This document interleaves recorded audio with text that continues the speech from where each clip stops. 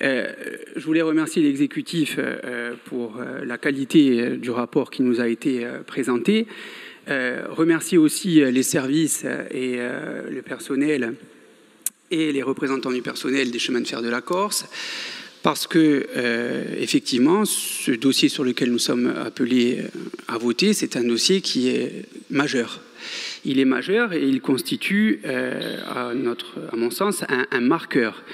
C'est-à-dire qu'il assume pleinement le choix qui consiste à la reprise de l'exploitation du service du transport ferroviaire en Corse.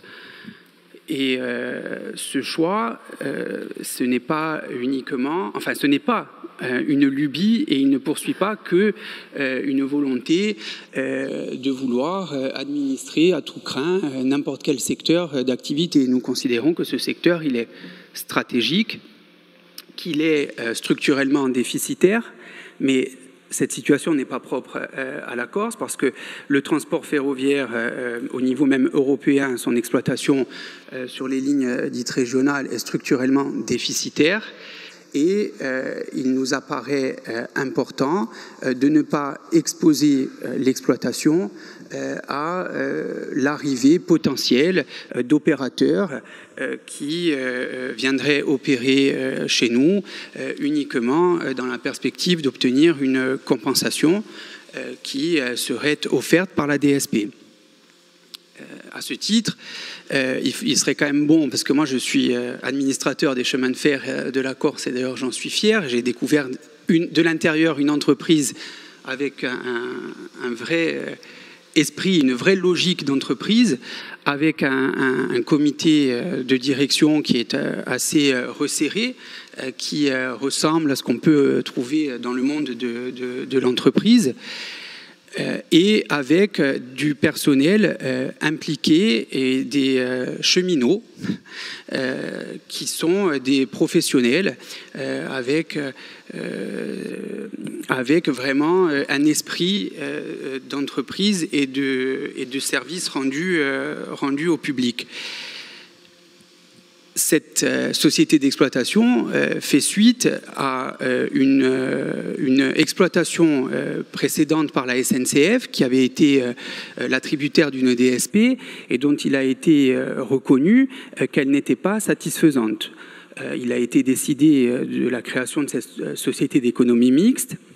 Et aujourd'hui, on est en train, avec le choix que l'on va opérer, on est en train de sécuriser cet outil industriel et surtout on va le pérenniser.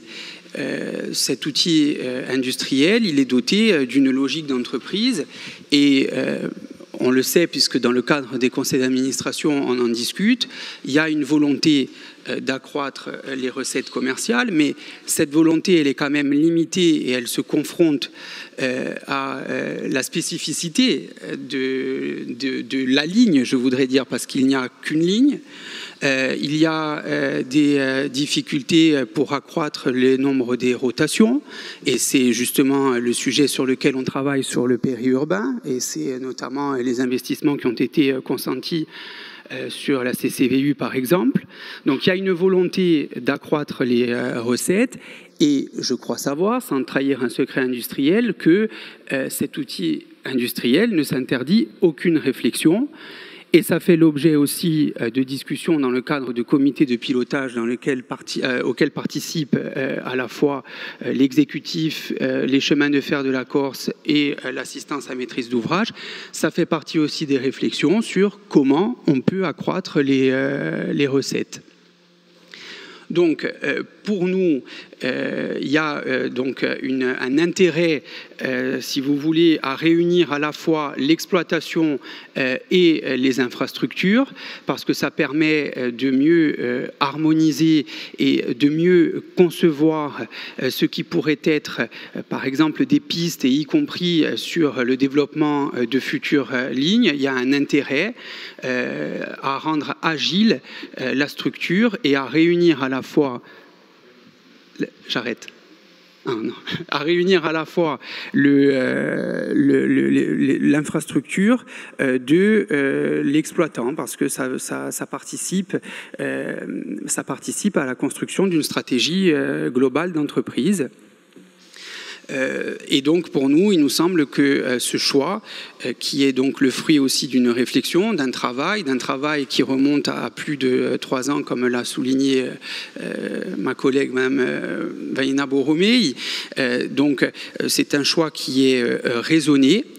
C'est un choix qui comporte effectivement, et le président de l'exécutif l'a rappelé aussi, pas un risque, mais en tout cas des éléments qui peuvent nous alerter et sur lesquels il va falloir que l'on travaille, je pense, de concert, et le chemin de fer de la Corse et la collectivité de Corse quant à l'intégration. Et je ne vais pas m'étendre davantage, mais ce que je voulais dire, voilà, c'est que stabiliser, pérenniser l'outil, mettre en cohérence le réseau et l'exploitant, cela va permettre également donc de poursuivre les efforts qui sont consentis sur le périurbain, d'améliorer le service également au rural, et ça va permettre également à l'outil d'aller chercher d'autres sources de recettes, tout en conservant cette logique d'entreprise avec ce fort sentiment d'appartenance et de service rendu au public. Donc vous l'aurez compris, nous voterons en faveur de ce rapport.